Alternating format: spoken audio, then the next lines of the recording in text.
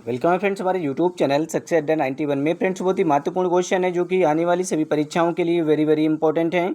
तो फ्रेंड्स बिल्कुल भी वीडियो को स्किप ना करें और पूरा वीडियो लास्ट तक देखें। फ्रेंड्स सभी क्वेश्चन प्रीवियस ईयर में पूछे गए हैं और मोस्ट रिपीटेड क्वेश्चन है। चलिए फ्रेंड्स शुरू करते हैं। फर्स्ट क्वेश्चन आपकी स्क्रीन पर है, पढ़ें और आंसर दें।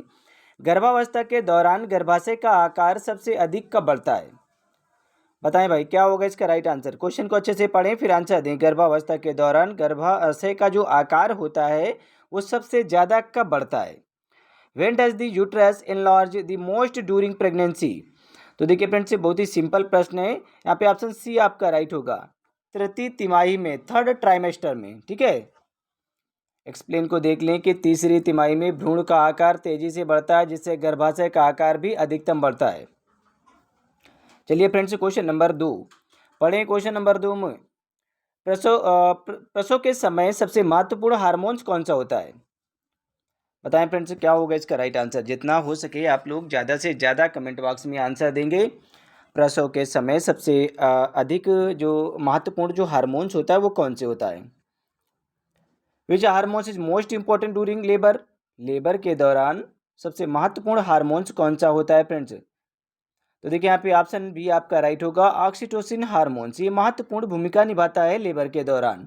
ठीक है, ये यूट्रस में कॉन्स्ट्रक्शन को बढ़ाता है फ्रेंड्स। ठीक है, यूट्रस में आपके कॉन्स्ट्रक्शन को बढ़ाता है, संकुचन को बढ़ाने का काम करता है ऑक्सीटोसिन हार्मोन्स। चलिए यहाँ पे एक्सप्लेन को आप देख लें कि ऑक्सीटोसिन हार्मोन्स गर्भाशय के संकुचन को बढ़ावा देता है और प्रसव प्रक्रिया को शुरू और बनाए रखता है। चलिए फ्रेंड्स क्वेश्चन नंबर 3 पढ़ें। क्वेश्चन नंबर 3 को, सामान्य प्रसव के बाद कितने दिनों में गर्भाशय पूर्ण आकार में वापस आ जाता है? ये प्रश्न आपने कई बार पढ़ा होगा। After normal delivery how many days does the uterus take to return to its original size? ये कब वापस आ जाता है? सामान्य प्रसव के बाद कितने दिनों में गर्भाशय का जो पूर्ण आकार में आ जाता है अपने? तो फ्रेंड्स इसे लगभग 42 दिन लग जाते हैं। ठीक है, इस स्थिति को प्यूरपेरियम कहा जाता है। ठीक है, ऑप्शन डी यहाँ पे आपका राइट होगा। एक्सप्लेन को आप देख लें कि प्रसव के बाद गर्भाशय को पूरी तरह से पूर्ण आकार में, पहले के आकार में, ठीक है, पूर्व आकार में लौटने में लगभग 42 दिन लग जाते हैं, मतलब कि 6 सप्ताह लग जाते हैं। चलिए फ्रेंड्स क्वेश्चन नंबर यहाँ पे 4 है, पढ़ें क्वेश्चन नंबर 4 को। मानव भ्रूण में प्लेसेंटा किस कार्य के लिए मुख्य होता है? पढ़ें और आंसर दें फ्रेंड्स। बताएं क्या होगा इसका राइट आंसर। मानव भ्रूण में प्लेसेंटा किस कार्य के लिए मुख्य होता है? What is the primary function of the placenta is the human fetus? बताएं भाई क्या होगा इसका राइट आंसर। क्वेश्चन को आप लोग अच्छे से पढ़ेंगे फिर आंसर देंगे। सभी रिपीटेड प्रश्न हैं। मानव भ्रूण में प्लेसेंटा किस कार्य के लिए मुख्य होता है? तो फ्रेंड्स यहाँ पे ऑप्शन ए आपका राइट होगा, पोषण और अपशिष्ट निष्कासन के लिए। एक्सप्लेन को आप देख लें कि प्लेसेंटा माँ और भ्रूण के बीच पोषण और ऑक्सीजन आपूर्ति अपशिष्ट उत्पादों के निष्कासन का माध्यम होता है। चलिए फ्रेंड्स क्वेश्चन नंबर 5 पढ़ें। क्वेश्चन नंबर 5 को, स्तनपान के दौरान सबसे पहले निकलने वाला दूध क्या कहलाता है? What is the first milk secreted during breast feeding called? स्तनपान के दौरान सबसे पहले निकलने वाला जो दूध है उसे क्या कहा जाता है? बताएं भाई क्या होगा इसका राइट आंसर। कमेंट बॉक्स में आंसर दें आप लोग। तो देखिए फ्रेंड्स इसे कोलेस्ट्रम कहा जाता है। जो सबसे पहला दूध होता है कोलेस्ट्रम होता है, ये पीले कलर का होता है फ्रेंड्स। ठीक है, कोलेस्ट्रम जन्म के तुरंत बाद निकलने वाला गाढ़ा और पीला दूध होता है जिसमें शिशु के लिए अत्यधिक प्रतिरक्षा इम्यूनिटी कारक होते हैं। ठीक है, ये इम्यूनिटी प्रदान करता है। फ्रेंड्स कोई भी कैंडिडेट जो कि ऑनलाइन क्लास लेना चाहता है तो हमारे इस नंबर पे कांटेक्ट कर सकता है, 79 85 47 30 42। ठीक है, आप इस नंबर पे संपर्क करेंगे। और यदि आप पीडीएफ परचेज करना चाहते हैं तो भी हमारे इसी नंबर पे कांटेक्ट कर सकते हैं। हमारी पीडीएफ आपको 199 रुपये में प्रोवाइड कर दी जाएंगी जो कि फ्रेंड्स आपके एग्जाम के लिए इंपॉर्टेंट रोल प्ले करेंगी। हम आपको 450 प्लस पीडीएफ प्रोवाइड करेंगे। ठीक है, जो कि फ्रेंड्स एएनएम के एग्जाम के लिए बहुत ज़्यादा महत्वपूर्ण रोल प्ले करेंगे। और यदि आप क्लास लेना चाहते हैं तो भी आप इसी नंबर पर संपर्क करेंगे। चलिए फ्रेंड्स क्वेश्चन नंबर यहाँ पे 6 है। परिवार नियोजन में आयुसीडी का पूर्ण रूप क्या होता है? आयुसीडी कई बार आपने पढ़ा है आयुसीडी के बारे में। ये क्या है IUCD? What is the full form of IUCD in family planning? IUCD intrauterine contraceptive device होता है इसका पूरा नाम, इंट्रायूट्राइन कंट्रासेप्टिव डिवाइस। ठीक है, तो यहाँ पे फ्रेंड्स ऑप्शन बी आपका राइट होगा, इंट्रा यूट्राइन कंट्रासेप्टिव डिवाइस। ठीक है, एक्सप्लेन को आप देख लें। आईयूसीडी एक छोटा उपकरण होता है जिसमें गर्भाशय के भीतर डाला जाता है जिसे, ठीक है, आईयूसीडी एक छोटा उपकरण होता है जिसे गर्भाशय के भीतर डाल दिया जाता है ताकि गर्भधारण को रोका जा सके। फ्रेंड्स ये जो इंट्रा यूट्राइन डिवाइस है ये लगभग 5 से 10 साल तक सुरक्षा प्रदान करता है। ठीक है, गर्भधारण को रोक कर रखता है, गर्भधारण को रुकने नहीं देता है। आईयूसीडी जो है ये एक प्रकार का उपकरण होता है। चलिए फ्रेंड्स 7 नंबर क्वेश्चन है, आप लोग पढ़ें और आंसर दें। क्वेश्चन नंबर 7, निम्न में से कौन सा टीका प्रसव के तुरंत बाद माँ को दिया जाता है यदि वह पूरी तरह से प्रतिरक्षित नहीं है? Which vaccine is given to the mother immediately after delivery if she is not fully immunised? बताएं फ्रेंड्स क्या होगा इसका राइट आंसर। क्वेश्चन को अच्छे से पढ़ेंगे कि निम्न में से कौन सा टीका प्रसव के तुरंत बाद माँ को दिया जाता है यदि वह पूरी तरह से प्रतिरक्षित नहीं है? तो यहाँ पे फ्रेंड्स ऑप्शन बी आपका राइट होगा, टेटनस टॉक्साइड का टीका। ठीक है, टीटी का टीका दिया जाता है। और दूसरी जो डोज होती है वो 4 सप्ताह के बाद, मतलब 1 महीने के बाद दी जाती है। ये 16 से 24 सप्ताह में दिया जाता है। ठीक है, जो पहली डोज होती है फ्रेंड्स वो 16 से 24 सप्ताह पर दी जाती है और दूसरी डोज फ्रेंड्स 4 सप्ताह के बाद। ठीक है, मतलब कि 1 महीने के बाद दिया जाता है। चलिए फ्रेंड्स यहाँ पे क्वेश्चन नंबर 8 पढ़े। क्वेश्चन नंबर 8 को, प्रसव पूर्व देखभाल एएनसी एंटीनेटल केयर, ठीक है, इनमें कुल न्यूनतम कितनी विजिट आवश्यक होती है? How many minimum antenatal care visit are recommended? Guess करें भाई क्या होगा इसका राइट आंसर। प्रसव पूर्व देखभाल में कुल न्यूनतम कितनी विजिट आवश्यक होती है? तो यहाँ पे फ्रेंड्स ऑप्शन यहाँ पे 4 विजिट आवश्यक होती है। ठीक है, प्रसव पूर्व, ठीक है, प्रसव के पहले और प्रसव के बाद कम से कम 8 विजिट आवश्यक होती है। ठीक है, जो कि आशा जाकर पूरा ब्यौरा लेती है, जाकर देख रेख करती है किसकी, जो फ्रेंड्स महिला होती है जिसकी डिलीवरी हुई होती है। ठीक है, WHO के अनुसार एक स्वस्थ गर्भावस्था के लिए कम से कम 4 प्रसव पूर्व जांच आवश्यक होती है। चलिए फ्रेंड्स क्वेश्चन नंबर यहाँ पे 9 है, पढ़ें क्वेश्चन नंबर 9 को। नवजात शिशु में जन्म के बाद कौन सा महत्वपूर्ण परीक्षण किया जाता है? Which important test is done immediately after the birth of a newborn? बताएं भाई क्या होगा इसका राइट आंसर। नवजात शिशु में जन्म के बाद कौन सा महत्वपूर्ण परीक्षण किया जाता है? कौन सा परीक्षण होता है जो नवजात शिशु में किया जाता है friends? Vision test, hearing test, Apgar scoring, blood pressure measurement. तो यहाँ पे फ्रेंड्स अबगार स्कोरिंग की जाती है। ठीक है, अबगार स्कोरिंग की जाती है और अबगार स्कोरिंग 1 से 5 मिनट में की जाती है, 1 से 5 मिनट में की जाती है फ्रेंड्स।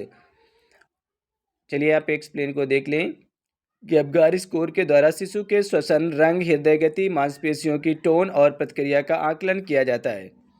ठीक है, चलिए फ्रेंड्स क्वेश्चन नंबर 10 पढ़ें। क्वेश्चन नंबर 10 को बताएं क्या होगा इसका राइट आंसर। अच्छे से पढ़ लें। क्वेश्चन नंबर 10 को, मातृ मृत्यु दर को किस में व्यक्त किया जाता है? MMR को, मैटरनल मोर्टेलिटी जो रेट होती है इसको किस में व्यक्त किया जाता है? बताएं भाई क्या होगा इसका राइट आंसर। ज़्यादा से ज़्यादा आप लोग कमेंट बॉक्स में आंसर दिया करें। Maternal mortality rate is experience पर, तो यहाँ पे ऑप्शन सी आपका राइट होगा, 1 लाख जीवित जन्मों पर व्यक्त की जाती है। एक्सप्लेन को देख लें कि MMR जो है, ठीक है, मैटरनल मोर्टेलिटी रेट प्रति 1 लाख जीवित जन्मों पर माँ की मृत्यु की संख्या को दर्शाता है।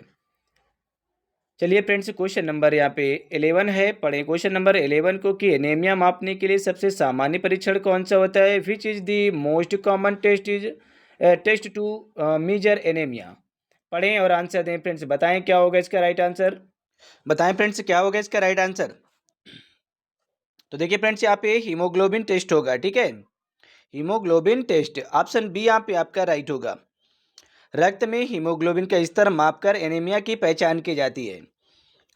चलिए फ्रेंड्स 12 नंबर क्वेश्चन है, आप लोग पढ़ें और आंसर दें कि जननी सुरक्षा योजना का उद्देश्य क्या है? What is the aim of Janani Suraksha Yojana, JSY?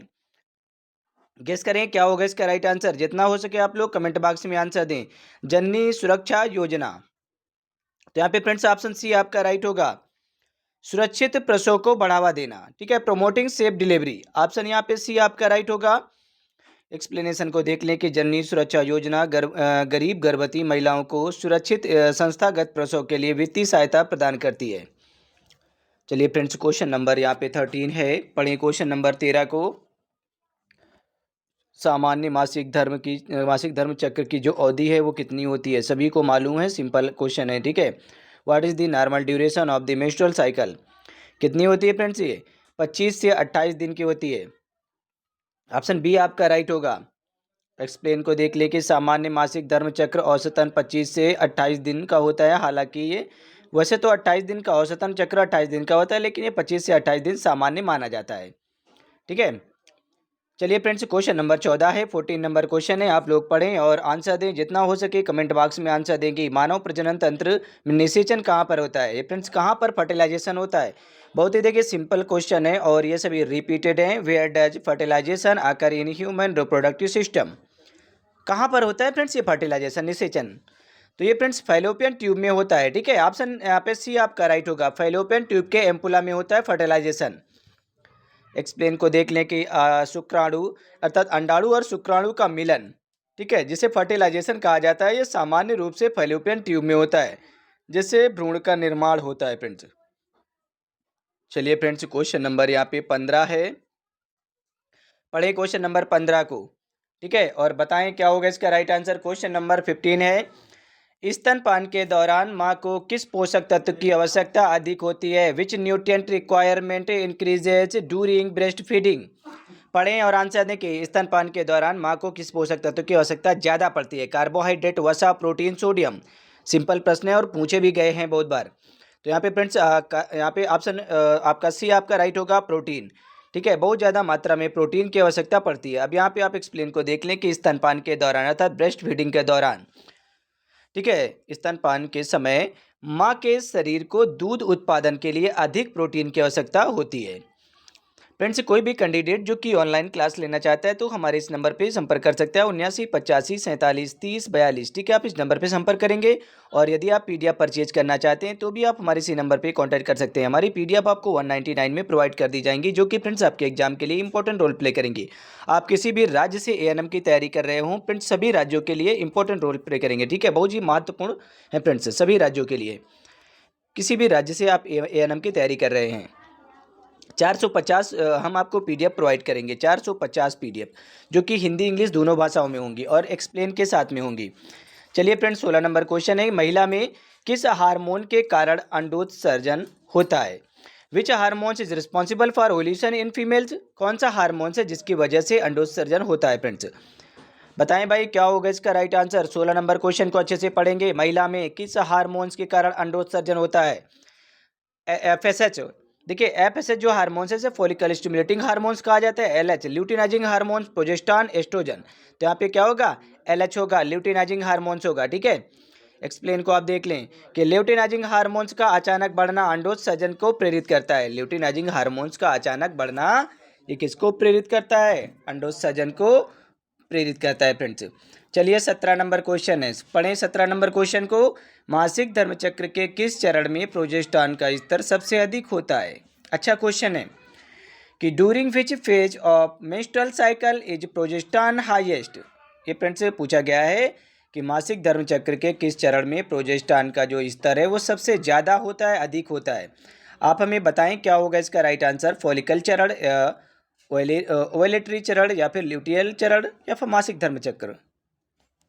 यहाँ पे फ्रेंड्स ऑप्शन सी आपका राइट होगा, ल्यूटियल चरण, ठीक है, यहाँ पे ऑप्शन सी आपका राइट होगा। एक्सप्लेनेशन को आप देख लें कि ल्यूटियल चरण के दौरान प्रोजेस्टेरॉन का स्तर बढ़ता है, जिससे गर्भाशय भ्रूण के प्रत्यारोपण के लिए तैयार हो जाता है। चलिए क्वेश्चन नंबर 18 है, 3 नंबर क्वेश्चन है कि रजोनी वृत्ति मेनोपाज के बाद किस हार्मोन्स का स्तर घट जाता है।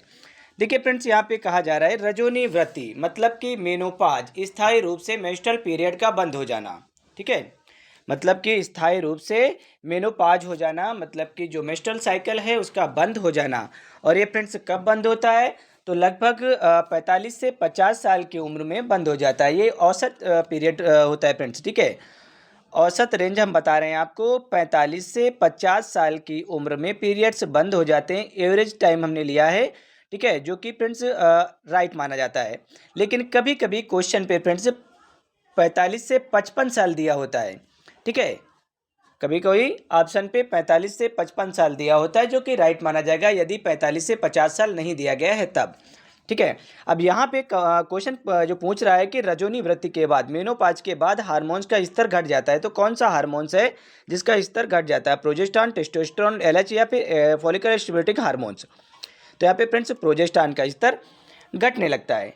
मतलब कि प्रोजेस्टेरॉन और एस्ट्रोजन दोनों हार्मोन्स बहुत ही इनका जो सिक्रेशन है रेयर केस में होने लगता है, कम होने लगता है। ठीक है, मतलब कि बंद हो जाता है।